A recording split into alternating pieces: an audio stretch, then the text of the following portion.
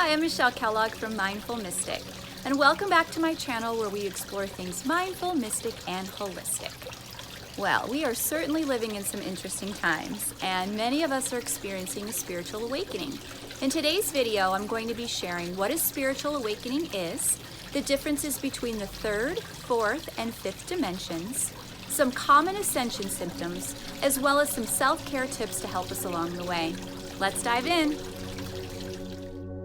A spiritual awakening is the expansion of our consciousness and awareness.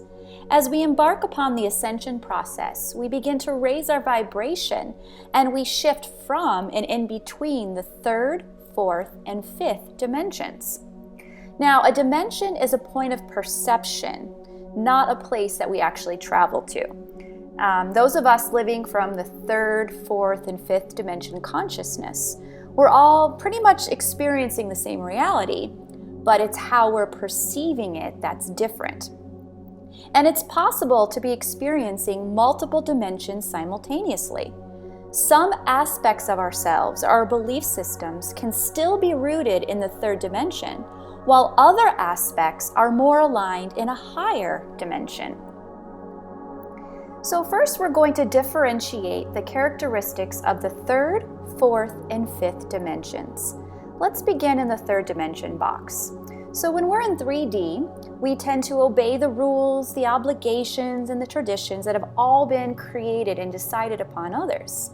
In 4D, we begin to question these rules and these traditions, and we decide on our own which ones we want to follow.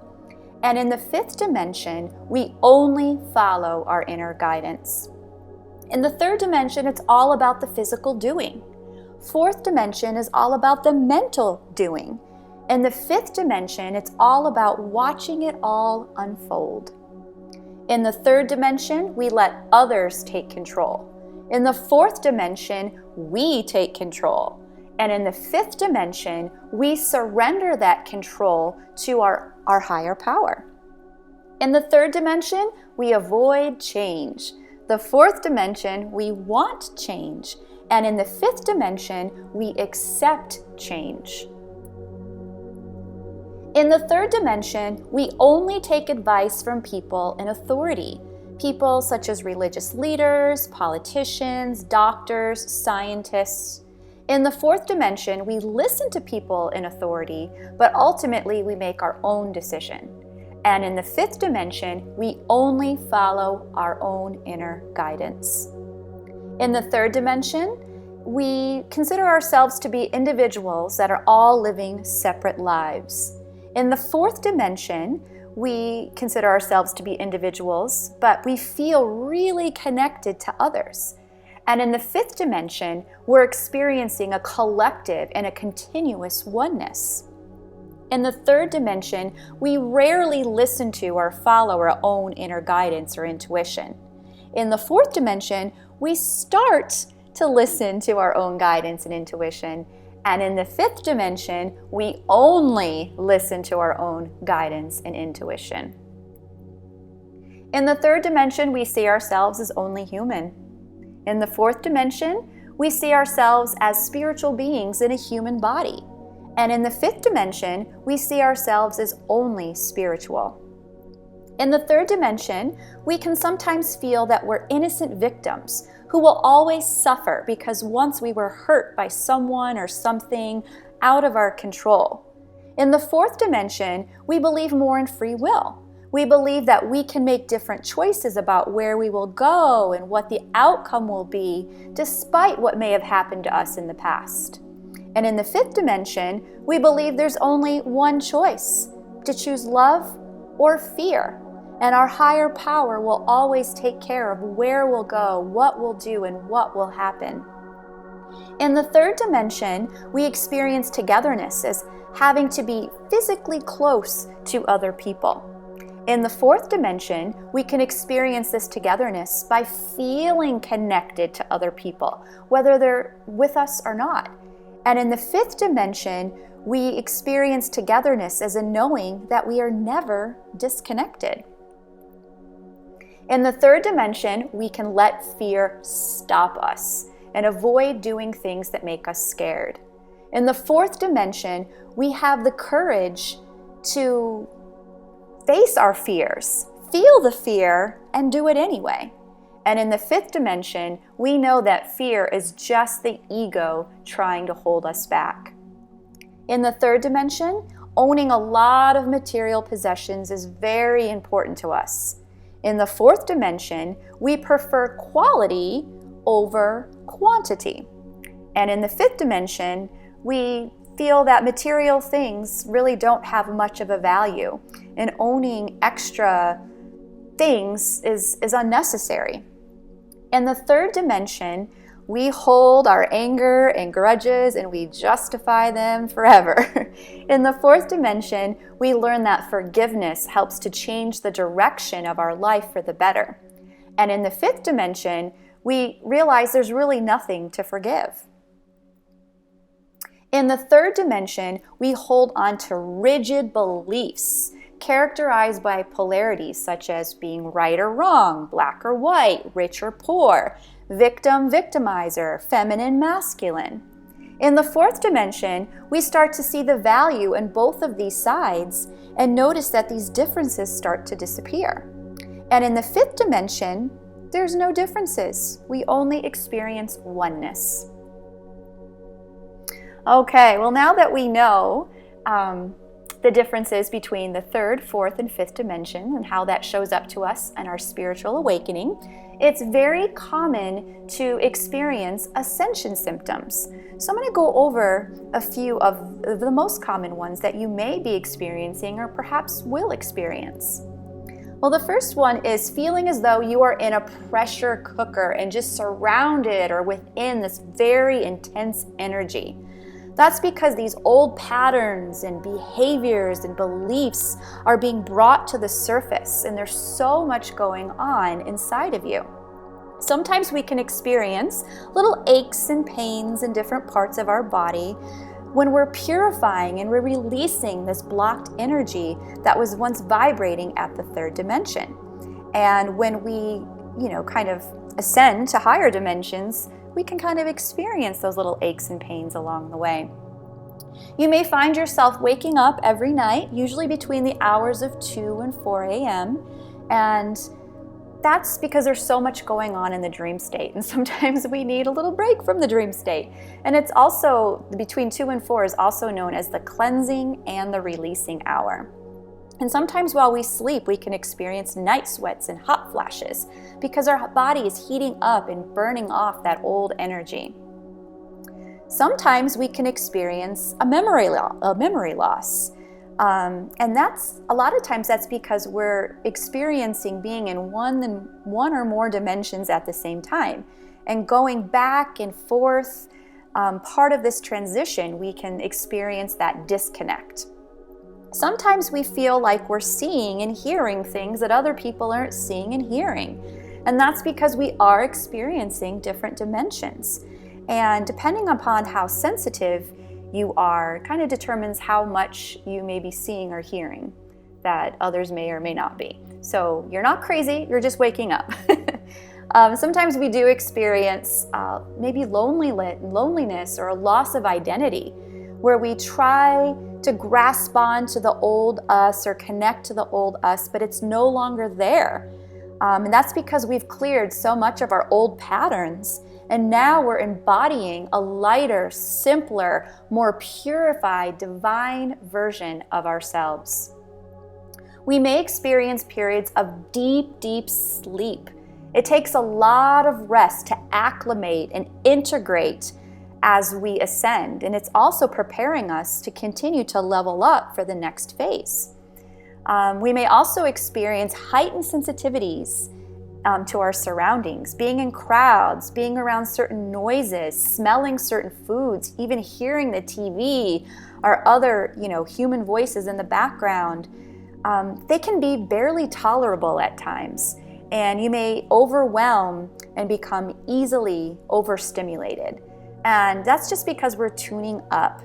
And sometimes we need to kind of tune out all of these things while we are tuning up ourselves.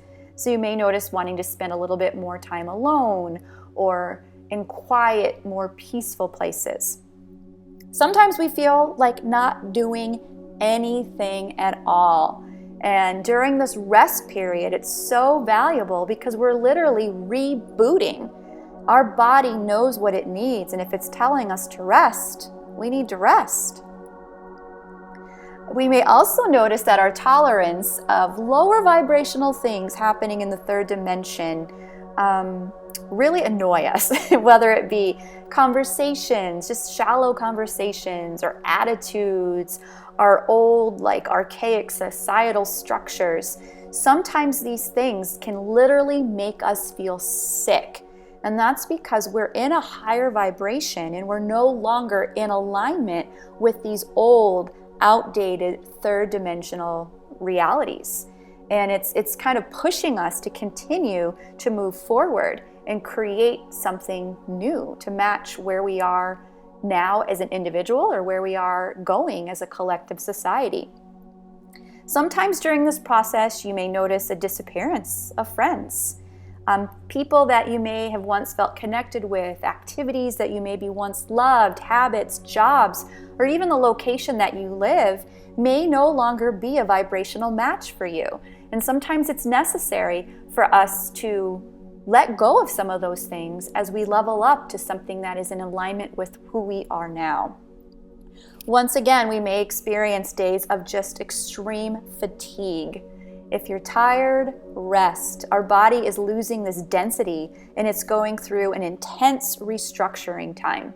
So this time of just rest and solitude and recovery is so necessary. You may notice that you will tend to eat more often, and you could experience some weight gain or have cravings for certain foods or for protein. And that's just because we are requiring an enormous amount of fuel for this ascension process. So once again, trust that your body knows what it needs and listen. Many of us, and pretty much everyone I've spoken to, has experienced some emotional ups and downs, and sometimes that involves a lot of crying. Our emotions are an outlet for this release, and we tend to release a lot during the ascension process. So if you need to cry, cry. Better to get it out than to keep it in. Sometimes you may feel like you're going insane or have some sort of mental illness, because you're rapidly experiencing several different dimensions opening up to you. You're not crazy. You're waking up.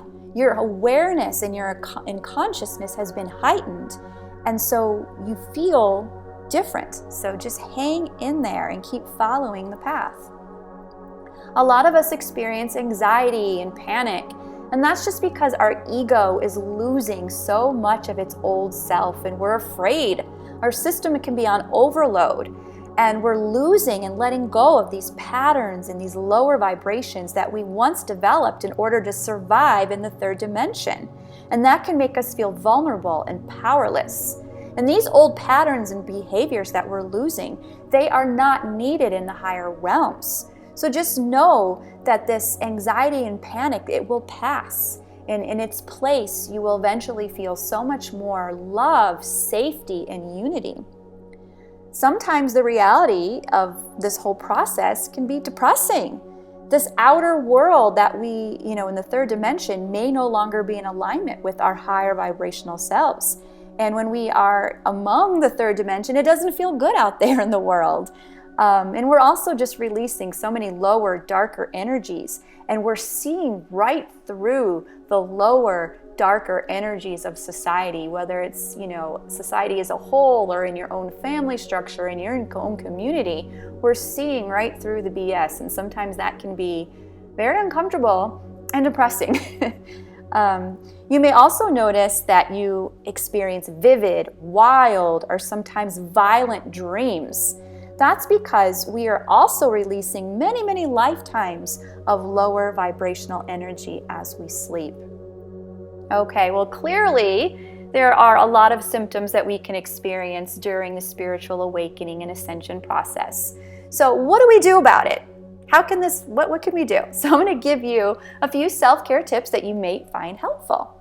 First of all, just let go of what you've outgrown and realize that sometimes it's time to part ways with these old patterns, or maybe even people, habits, sometimes jobs that you no longer feel in alignment with. And trust in the process and the pace of your own progress. And don't compare it to the pace and the progress of someone else. Just remember that you need to go with the flow as your new path in a completely different way of thinking and being begins to unfold. Now, ascension can sometimes feel very painful and uncomfortable, and it's important for us to kind of be mindful of our perspective and remember and look for the silver lining in all of these changes, positive changes that are unfolding. And it's also helpful to practice mindfulness by remaining in the moment. Consciously breathing is a really good way to do that.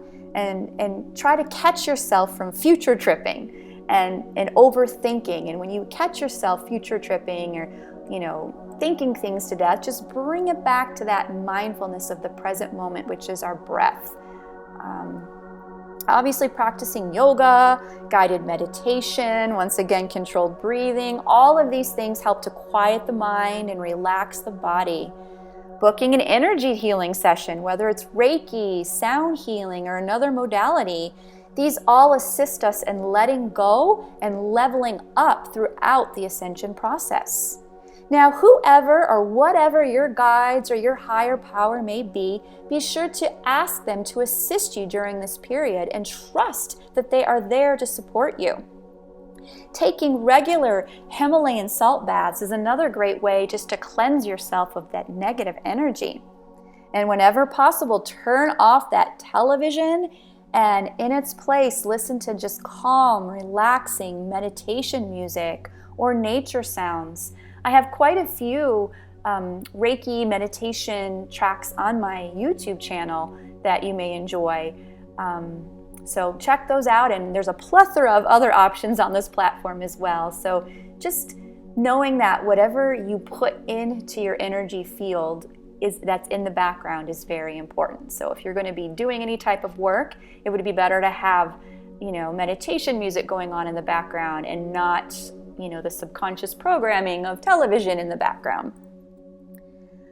Those of you who are drawn to crystals, meditate with them. It's helpful to hold them in your palm chakras as you meditate. I always like to put one that is more cleansing and releasing in my right hand, and one that helps me to receive, whether that's, healing, intuition, confidence, connection. I like to hold that in my left hand. Also avoiding all synthetic fragrances and colognes. They're just filled with toxic chemicals that can really disrupt us energetically as well as physically.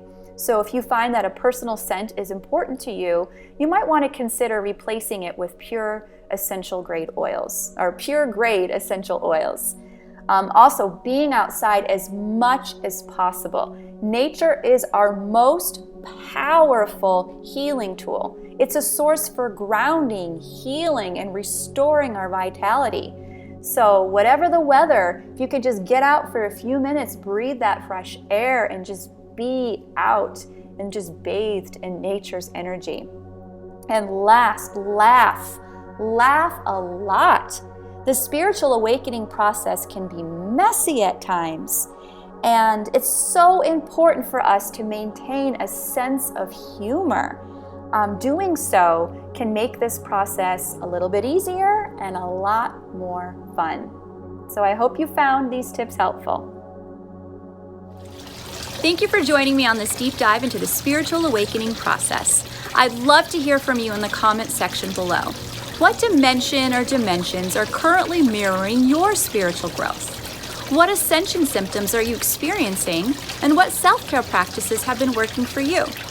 And if you found value in this video, please give it a thumbs up and share it with others. And if you haven't already, please subscribe to my channel and turn on the bell notifications so you're the first to receive new content. See you next time.